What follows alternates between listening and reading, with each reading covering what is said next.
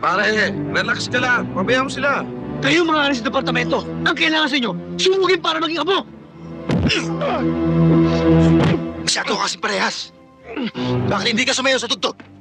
Para magkapidya ka rin. Pare, pag-usapan natin to! Ano ba? Pare, tama na!